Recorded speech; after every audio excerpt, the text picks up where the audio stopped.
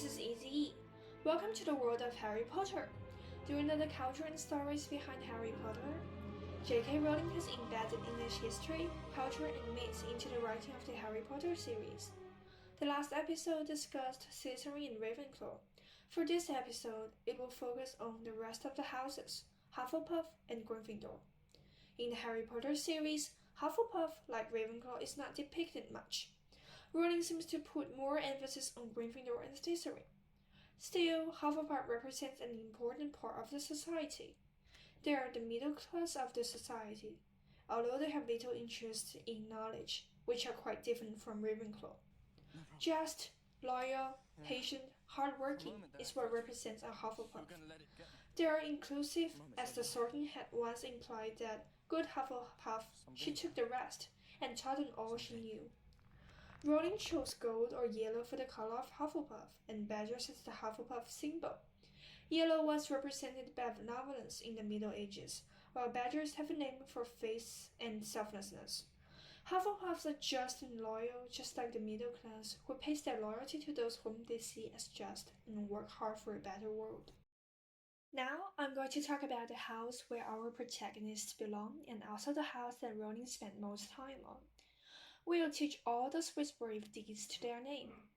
Gryffindor loves students who are daring, brave, honorable, and bold. Their appearances resemble the Chevaliers of the Middle Ages. Red, as the house color, also strengthens the characteristics of Gryffindors. Red is the color of manhood and bravery, and is often seen in wars, chevaliers, tournaments, and hunting. It is also seen as the embodiment of the blood of the ancient ancestors. Chevaliers of the Middle Ages wore red cloaks, brave, honorable, and generous, always protecting civilians and aristocrats. The lion, the symbol of Gryffindor, is also an animal of strength, bravery, and daring. The color of red and lions all represent Gryffindor's main characteristics. Looking back to its founder, Godric Gryffindor, his appearance made me think of a king in history. He was Richard the Lionheart. Richard the Lionheart, also known as Richard I, was a devout Catholic and was a great leader of the Third Crusade. Though he did not spend much time in England during his reign, his heart was mainly poured into regaining the land of his ancestors and protecting his people. His bravery and devotion are a perfect resemblance to the Gryffindor spirit. After he died, he passed his throne to his brother John, who later became John I, also known as Dag and John. John I was completely different from Richard the Lionheart. He was sly, untrustworthy, and lusty for power. He looks like the Slytherin that Rowling depicted, who was also sneaky and notorious for his desire for power.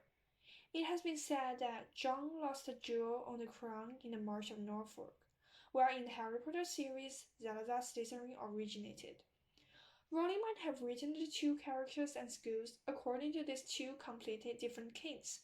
In this case, the rivalry between Gryffindor and Slytherin could be further explored. To some extent, it alludes to the rivalry between the two kings.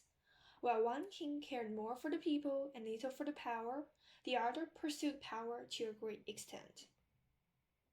There are many cultures and histories behind the stories of Harry Potter, and those use of myths, culture, and history all show the knowledge of Miss Rowling. Thanks for listening, and see you next time.